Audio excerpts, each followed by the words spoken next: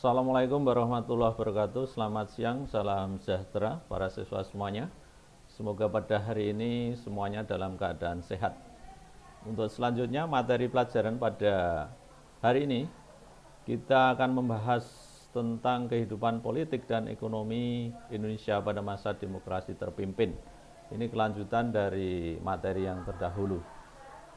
Para siswa yang berbahagia, yang pertama mengenai latar belakang demokrasi terpimpin atau pelaksanaan demokrasi terpimpin, yaitu tentang kegagalan konstituante dalam membuat UUD yang baru, ya, sehingga membuat ini dibubarkan dan membuat Soekarno mengeluarkan dekret presiden tanggal 5 Juli 59. Kita kembali ke UUD 45. Kemudian dalam pidatonya pada peringatan hari 17 Agustus 1959, Presiden Soekarno menguraikan tentang ide dari demokrasi terpimpin yang dinamakan Manifesto Politik atau Manipol dan USDEK.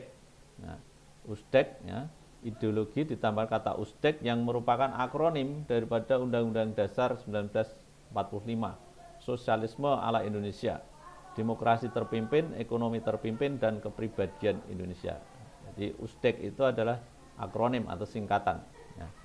Kemudian pelaksanaan dekret presiden 5 Juli 59 mendapat dukungan dari kalangan Kepala Staf Jenderal Nasution, ya, Kasat, ya, Kepala Staf Angkatan Darat Jenderal A.H. Nasution, yang menginstruksikan kepada seluruh jajaran TNI AD untuk melaksanakan dan mengamankan dekret presiden tersebut.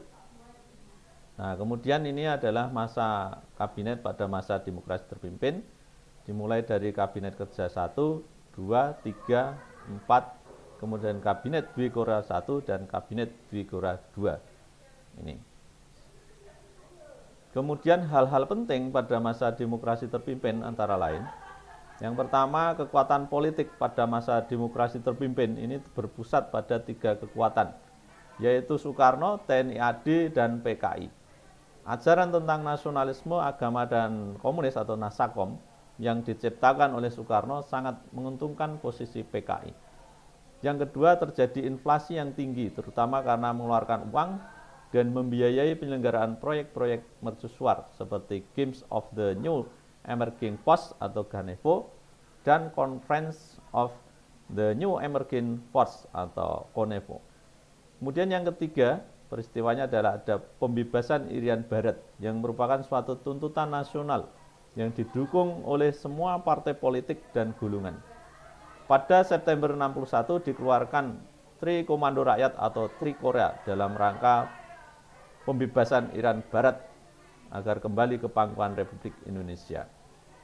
Kemudian hal-hal penting yang lain adalah pembentukan poros Jakarta Peking, ya, atau Phnom Penh, Hanoi, Peking atau Beijing, dan Pyongyang sebagai poros dari negara-negara anti-imperialisme dan kolonialisme. Kemudian terjadi peristiwa G30 SPKI tahun 65, ya, atau Gerakan 30 September 1965 atau disingkat dengan G30 SPKI, yang kemudian mengakhiri kekuasaan Presiden Soekarno dan sekaligus menandai atau awal berakhirnya masa demokrasi terpimpin di Indonesia ini.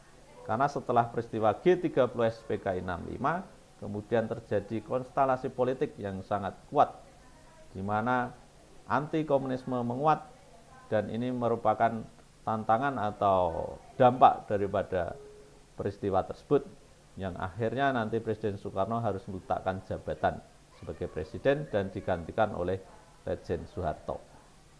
Nah, ada perbedaan dengan demokrasi liberal dan terpimpin. Nah, tugas Anda adalah mencoba memikirkan, ya, dan menganalisis bagaimana perbedaan masa demokrasi liberal dan terpimpin di Indonesia. Silahkan hasil pekerjaan Anda cobalah dituangkan dalam bentuk infografis. Nah, kemudian pekerjaan atau tugas tersebut bisa Anda kirimkan melalui Google Classroom seperti biasanya. Demikian yang dapat sampaikan pembelajaran hari ini. Kita ingat kata-kata mutiara dari Soekarno, Gantungkan cita-citamu setinggi langit.